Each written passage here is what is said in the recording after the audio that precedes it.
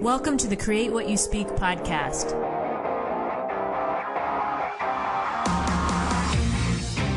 Join me as we have a real-life discussion on how to change your life by changing your thoughts. Remember, question everything, trust yourself, and find your truth. Welcome to the Create What You Speak podcast. This is the one and only podcast where we discuss solutions to living free in an unfree world. Yes, I said it, living free in an unfree world. I know we're living in crazy and stressful times with new pressures being put on us daily, but the good news is you do not have to succumb to this fear-fueled drama. If you've ever wanted to wake up in the morning and know that your life is 100% moving in the direction that you have set, not one that has been set for you, then you're in the right place and you are ready for the Create What You Speak podcast. It's a perspective you simply can't hear anywhere else. So this week, I'm really excited to bring to you one of the leaders in the crypto industry. I have Anthony Bertolino. Anthony brings 7+ years of cross-disciplinary experience in strategy, customer support, sales, and marketing. He's focused on expanding the iTrust brand through strategic partnerships while helping ensure clients receive a memorable experience at every touch point. Anthony studied blockchain technology at the University of California, Berkeley, and is passionate about building early fundamental investments for crypto assets and their associated networks. So I'm really excited about this conversation today. Talking about crypto and anything to do with finances is really exciting to me. So Anthony is going to tell us all about that. Anthony, welcome to the show. Thank you so much for having me. Very happy to be here. You know, living free in an unfree world is something that I started trying to do after college when I read a really good book. And you're speaking my language here for sure. Okay, cool. What was the book you read? You know what? I actually thought it was, How I Found Freedom in an Unfree World by Harry Browne.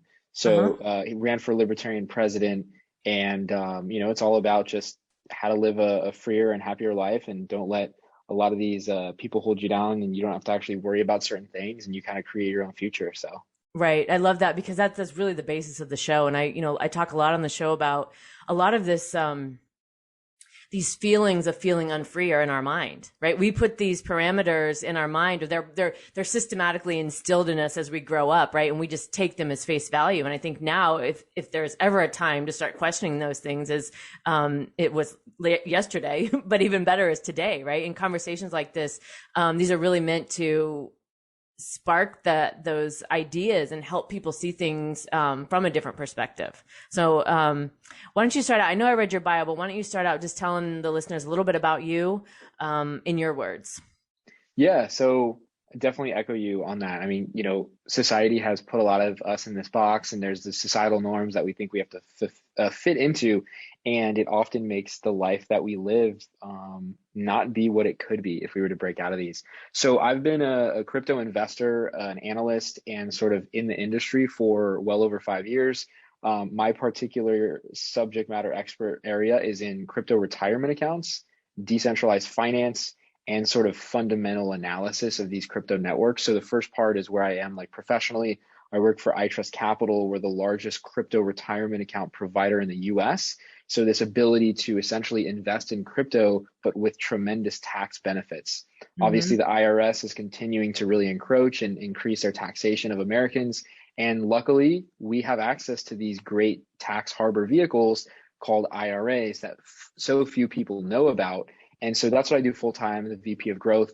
Outside of that, still, most of my waking hours is still spending crypto, right? Studying these networks, studying decentralized finance, and just sort of this new emerging technology stack, and really sort of cultural and social phenomenon where tens of thousands, hundreds of thousands of entrepreneurs around the world were sick and tired of the current financial system and the current political landscape, and we're rebuilding the world from the ground up using decentralized networks. Right. Which is, to me, again, just it's life-changing. The stuff we're talking about is life-changing, right? If people are willing to pay attention to it. So let's start off. I have so many questions, but let's start off with kind of a general overview of some definitions. So what is DeFi? What is decentralized versus centralized? And maybe even some real high-level definitions of crypto, blockchain, things of that nature. Yeah. So the first, I would just say, decentralized versus centralized, or centralized finance versus decentralized. So Centralized is anything that relies on a single point of failure or a single point of contact for approval, permission to do anything. So a bank is a perfect example of a centralized actor that stores your money. And if they don't answer your phone calls or if they don't open the door, your money is stored with that centralized person, right? So you have this single point of failure, as opposed to with, decentralized system, there's likely a lot of access points. There's a lot of redundancies. And when you have things that are decentralized, it inherently makes them more anti-fragile, less likely to break because you don't have these single points of failure. And the world of centralized finance and decentralized finance, it's sort of just the existing incumbent system of you need permission to store your money. You don't know how to manage your money. We're going to lock it up and secure it for you. If you want to get a loan, you better ask us permission. And you sort of better prove yourself. With the new world of decentralized finance, it's you can be your own bank. You can store your own money. If you want to interact with other people through, these sort of trust minimized smart contracts, you can do that. And it's analogous to before the internet came around. How was communication? How was commerce done? It was all analog, right? And then the internet came and changed communication. It changed business. I mean, we are here because of this new internet VoIP that we're on, right? Zoom. And Right. Decentralized finance and crypto assets, blockchain networks are doing the same thing for money and economic coordination. And we're just at the early stages of that. Right. So in some of this, we hear these terms thrown around, and we're, what does this mean to me? That's the question I often ask. So that ability to be your own bank and legit do that. I've talked about that on some of my other shows where you can, I think I gave the example once of there was, this guy I knew, he bought crypto, but he wanted to take a loan out to pay. He wanted to pay in his house, but he didn't want to cash in his crypto, right? And he was able to loan against that crypto, have access to his cash on his terms, right? Not like, please bank, will you loan me the money, right? Mother may I type scenario, like, and hoping for the best and having it take 3 or 4 months, right? Where with this, we're talking about like instant, right? This isn't like, we don't have the lag time that we do with banks, or just all of the crap that we have to go through, right, when we're dealing with a bank. So this again, I feel like we're at, and why I want to talk about this too is because we are at the early stages of this. So there's so much opportunity. There's so much already in place that is just amazing for people, but then all the stuff that's yet to be developed, right, as well. There's to me that's so exciting. Agreed, completely. And so, when you look at just the simple of just like how you can hold cash under your bed, or you can hold gold, you could bury your gold, you can hold your real cryptos with, your private keys on your phone or on a hardware wallet, where you can hop on a plane to Mexico and be like, I'm dipping. Now, there might be some tax questions and legal questions right now, depending on what kind of person you are, you likely need to speak for those things. But just to have that ability, immigrants have left Iran and their gold would be confiscated. But if they had a phone in their pocket, or even, things called a brain wallet, where you actually just memorize the private key in your brain, no one can stop you, right? That's just you and God and the world. And so that's just to be able to store your assets. And then, as you mentioned, sort of maybe being able to take out a loan, right? So that's one offering that decentralized finance has to offer, one single offering, and that is like person-to-person trustless loans, right? Mm-hmm. Where instead of 50 bankers who review all the paperwork and then approve you and then have a risk management team and a credit score, instead you're just interacting with a 24/7 open source, auditable, completely transparent network, and you say, hey, I'm going to deposit my money and I'm going to borrow some other money, and you have to just pay an interest rate. And whether it's an exchange, whether it's a bank, whether it's credit, like there's so many offerings in DeFi that, I live most of my life in decentralized finance, and I really don't even like the banks. I don't like having permission, and things should get easier to use over time. Right. And right now it does require a little bit of expertise, but we're solving those issues quickly.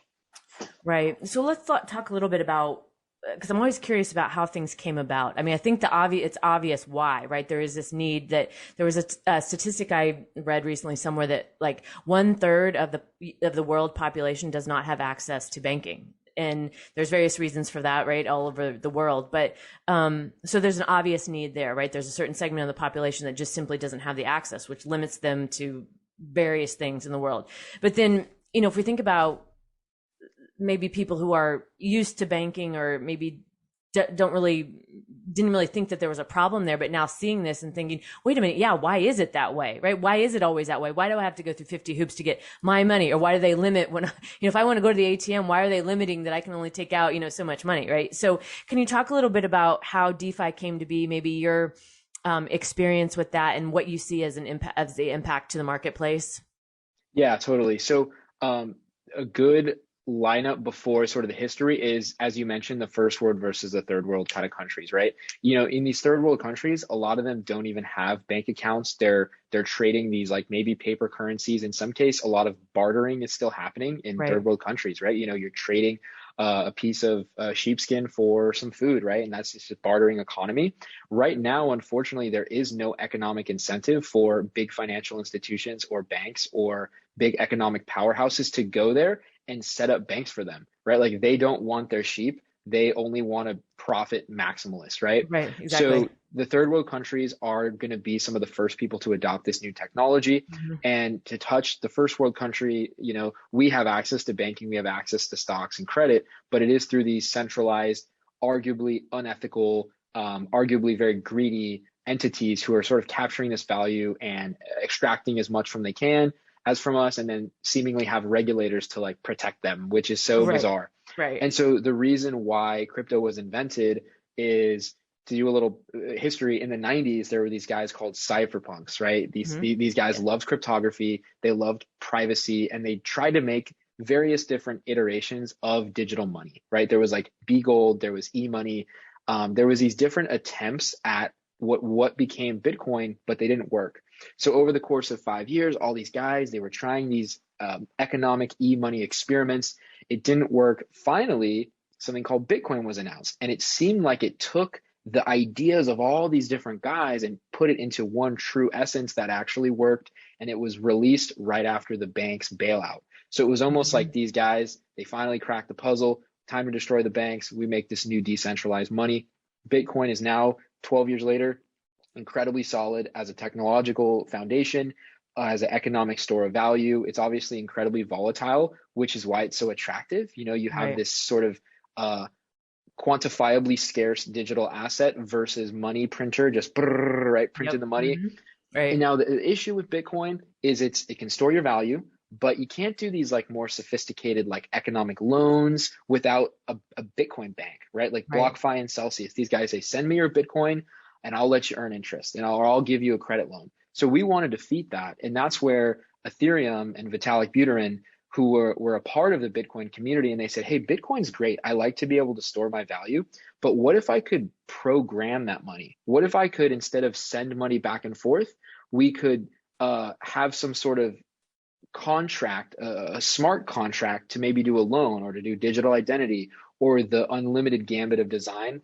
And that Ethereum, in 2015 has essentially stirred the minds of like hundreds of thousands of entrepreneurs around the world, where now we have NFTs, now we have DeFi, now we have ICOs, right? And it's just a Cambrian explosion, and it changes every single day.